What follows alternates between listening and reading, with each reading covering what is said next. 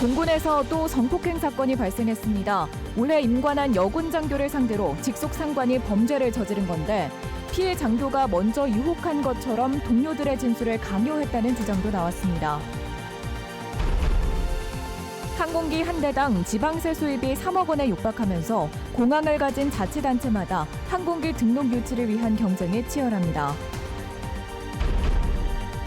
충주시 조직 개편안에 더불어민주당이 반대하고 나섰습니다. 고위직 자리 늘리기라는 건데 충주시는 변화하는 행정 수요에 맞춘 조치라고 맞서고 있습니다. 본격적인 가을 날씨 속에 전국의 막걸리를 한 곳에서 맛볼 수 있는 축제부터 유학생과 중소기업을 위한 다양한 행사까지 이어지고 있습니다. 여러분 안녕하십니까? 계속해서 뉴스데스크 충북 소식입니다. 고 이해람 중사 사망 사건이 잊혀지기도 전에 공군에서 또 성폭력 사건이 터져나왔습니다. 청주의 한 공군부대에서 올해 임관한 여군 장교가 직속 상관인 지휘관에게 성범죄 피해를 당했다고 폭로한 건데요. 군 당국에 신고한 이후에는 2차 가해도 있었다고 주장했습니다. 김은초 기자가 보도합니다. 경찰청 국가수사본부에 군인권센터 직원들이 고발장을 제출합니다. 공군 제17 전투비행단에서 전대장인 대령이 올해 초 임관한 여군 소위에게 성폭력을 저질렀다는 내용입니다.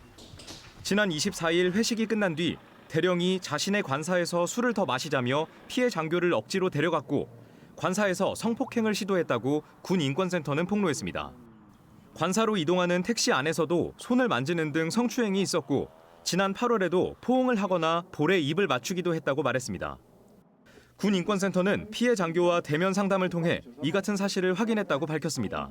택시 안에서 피해자의 손을 만지면서 공군에 계속 있게 되면 3번은 나를 보게 될 거다라고 압박을 했습니다.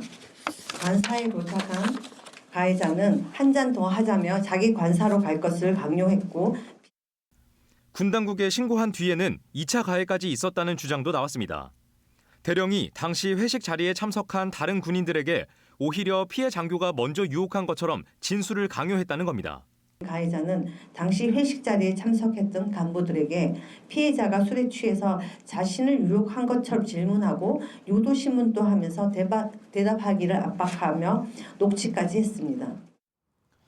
공군은 성폭력 피해 신고를 접수한 당일 가해자로 지목된 전 전대장을 다른 부대로 전출시켰다고 밝혔습니다. 공군에서는 지난 2021년에도 고 이해람 중사가 상관에게 성폭력을 당한 뒤 군의 조직적 은폐와 2차 피해로 고통받다 결국 숨졌습니다.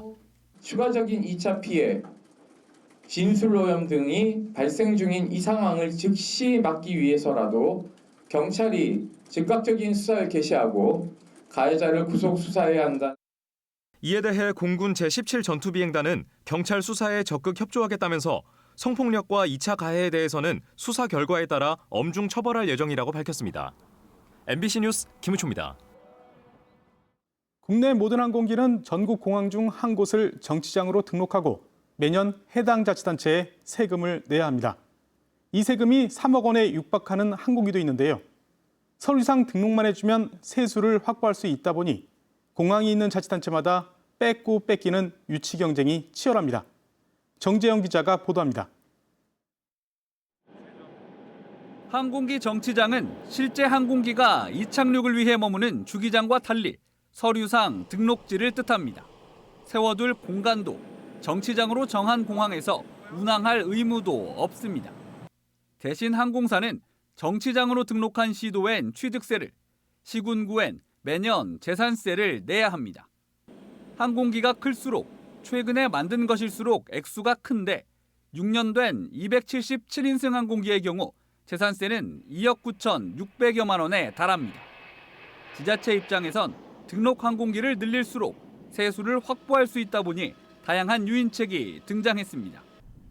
취득세 30% 감면을 내건 제주는 등록 대수 100여 대로 전국 1위에 올랐고 원주는 재산세의 50% 지원으로 없던 항공기를 3년 만에 6대까지 늘렸습니다.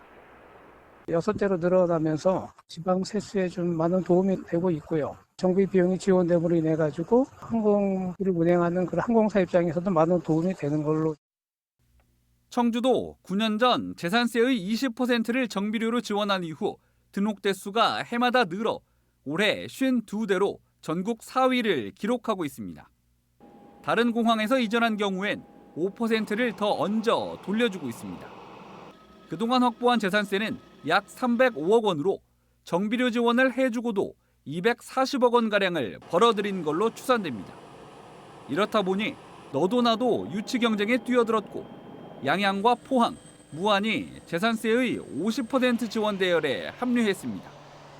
특히 올해 시작한 무안은 개항 이래 처음으로 항공기 석대 등록에 성공했습니다.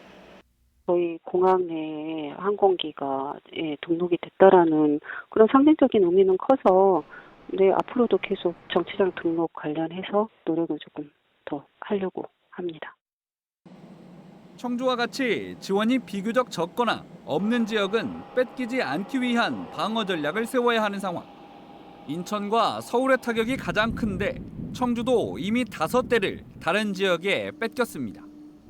항공사 측하고 면밀히 이제 유대관계를 유지해서 항공사에게 유리한 방향으로 도움을 준다든지 또 인센티브도 좀 늘린다든지 그런 전략을 좀 펴가지고. 한편 지원책이 없는 지역 중 일부는 과도한 출혈 경쟁으로 항공사 지위만 높이고 있다며 법령을 개정해 지원을 없애거나 통일하는 방안을 검토하고 있습니다. MBC 뉴스 정지영입니다. 이른바 충청권 메가시티로 불리는 충청광역연합 출범을 앞두고 광역연합의회가 오는 12월 17일 첫 임시회를 개최합니다. 초대 연합의회는 4개 시도에서 4명씩 모두 16명으로 구성되며 국민의힘이 11명, 더불어민주당이 5명입니다. 이틀간 열리는 첫 임시회에서는 원 구성과 함께 조례안과 내년 본예산 등을 처리하게 됩니다. 충북도 의원 가운데는 국민의힘 노금식, 이옥규, 조성태 의원과 민주당 안치영 의원이 포함됐습니다. 충주시가 국가과를 더 늘리는 조직 개편안을 발표하면서 야당인 더불어민주당이 반발하고 있습니다. 충주시는 업무가 늘어 조직도 늘린 것이라고 설명했지만 민주당은 인구는 줄어드는데 고위공직자 자리만 늘리는 게 맞냐고 반박했습니다. 이승준 기자가 보도합니다. 최근 충주시가 밝힌 조직 개편안입니다. 경제건설국이 경제교통국과 건설국으로 나뉘고 복지민원국은 복지국과 생활민원국으로 분리됩니다. 한시 기구였던 미래비전추진단은 상설기구인 푸른도시국으로 전환됩니다. 환경수자원본부는 환경국으로 바뀝니다. 현재 6국 2직속 1본부 체계가 9국 2직속으로 확대됩니다. 그동안 지방자치단체 인구 규모에 따라 국장급 기구수가 제한됐으나 대통령령 개정으로 지자체 상황에 맞게 조직 개편이 가능해졌습니다. 충주시는 변화하는 행정 수요에 대응하고 전문성과 효율성을 강화하겠다고 밝혔습니다. 한시기 부대했던 것을 이제 정식국으로 하고 이렇게 하다 보니까 업무의 가지수나 종류가 많이 늘다 보니까 좀 이제 국이 산술적으로 좀 증가한 겁니다. 이에 대해 민주당 충주지역위원회는 충주 인구가 감소하는 상황에서 국과장 자리를 늘리는 게 바람직하지 않다고 비판했습니다. 충주시청 개청 이후 최대 조직 개편이라며 조기령 충주시장 재임 10년 동안 5개국에서 9개국으로 증가한다는 것입니다. 또 지난해 말 충주시가 수립한 인력 운영 계획과도 맞지 않는다며 무리한 조직 개편이라고 지적했습니다. 계획이 없던 무더기과와 국을 신설하는 이번 개편안이 혹여 여론이 지적하는 바와 같이 임기 말 상위직 자리 늘리기로밖에 볼 수 없는 것은 아닌지 하는 의심이 듭니다. 지난 7월 청주시가 본청 조직을 7개국에서 9개국으로 확대했고 천안시도 5개국에서 6개국으로 늘렸습니다. 두 도시의 인구가 서너 배인 점을 고려하면 충주시가 추진하는 본청 9개국 체제는 큰 규모라고 할 수 있습니다. 충주시의 조직 개편안은 오는 21일부터 열리는 충주시 의회에서 심의하게 됩니다. 민주당에서 당론으로 반대를 결정함에 따라 국민의힘에서 나와 무소속인 전현직 시의장이 캐스팅 보트를 쥐게 될 것으로 보이는 가운데 시민 여론이 방향을 가를 전망입니다. MBC 뉴스 이승준입니다. 청주 오창 다목적 방사강 가속기 구축 사업의 사업비가 늘어나고 완공 시기도 2년 늦춰졌습니다. 충청북도와 과학기술정보통신부는 지난 2021년 예비 타당성 조사 이후 상세 설계 과정에서 부품 확보와 물가 변동 등을 고려해 사업비를 기존보다 1,189억 원 늘어난 1조 1,643억 원으로 올리고 완공 시기도 2027년에서 2029년으로 2년 늘렸습니다. 방사강 가속기는 청주시 오창읍 54만 제곱미터 부지에 들어섭니다. 충청북도가 지역 내 천주교 유산을 문화유산으로 등록해 관광자원으로 활용합니다. 충청북도는 청주시 내덕동 주교자 성당과 순교 성지 등 천주교 관련 유적과 건축물 50개소를 근현대 문화유산으로 등록하고 문화기행 코스와 순례길 등을 조성해 관광자원으로 활용하겠다고 밝혔습니다. 충청북도는 동서양 교류를 보여주는 중요한 자산이라면서 인근 시도와 연계를 통해 세계문화유산 등재 절차를 밟겠다고 밝혔습니다. 늦더위에 잦은 비까지 내려 짧게 느껴지는 이번 가을이지만 그래도 축제의 계절입니다. 전국 8도의 막걸리를 한데 모은 축제부터 유학생과 중소기업을 위한 박람회까지 다양한 행사가 이어지고 있습니다. 전유정 기자가 우리 지역의 축제 소식을 전해드립니다. 전하면 떠오르는 단짝 막걸리. 빨갛게 익은 김치전 한 입에 막걸리 한 잔이 따라옵니다. 한 잔 비우고 옆으로 옮기니 인천, 대구, 경북 등 8도에서 온 막걸리가 줄줄이 반깁니다. 어쩌다 못난이 김치를 알리려는 충청북도가 지난해에 이어 마련한 막걸리 김치축제입니다. 여기 오니까 전국 막걸리가 다 있어갖고 너무 좋은 것 같아요. 시음회도 많고.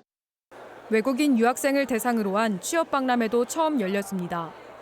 단순한 생산직이 아니라 대학에서 관련 전공을 한 외국인 대학생들을 대상으로 해 도내 40여 기업의 취업 관련 정보는 물론 현장에서 면접과 채용까지 이어지도록 했습니다. 석사과정에서 중국대학교에서 졸업해서 박사과정도 여기 하고 있어서 일자를 찾으면 앞으로 몇 년 동안 더 충북에 한 해 사이 2배 가까이 늘어난 유학생을 지역에 정착시키기 위해서입니다. 유학생들의 전공을 살려서 기존의 제조업 분야 쪽에 집중이 되었다면 연구 파트나 충북의 주력 사업, IT, 화장품, 바이오 분야에도 진출을 할 수 있도록 기발한 아이디어가 모인 지역 중소기업 제품을 한눈에 볼 수 있는 소규모 박람회도 열렸습니다. 건강식품과 의료기기 판매업 등 도내 60여 중소기업 제품을 100개 부스에 전시하고 지역 농특산품도 함께 판매합니다. 이번 행사는 다음 주 월요일까지 이어집니다. MBC 뉴스 전유정입니다. MBC 충북이 오늘 중부대학교 한국드론기술원과 콘텐츠 공동개발을 위한 업무 협약을 맺었습니다. 새 기관은 협약에 따라 웹드라마와 웹툰을 공동으로 기획 제작하고 MBC 충북이 현재 제작 중인 웹드라마를 중부대학교 만화 애니메이션학과 학생들의 웹툰으로 만들기로 했습니다. 충북 소식 마칩니다. 잠시 후 스포츠 뉴스가 이어집니다. 고맙습니다.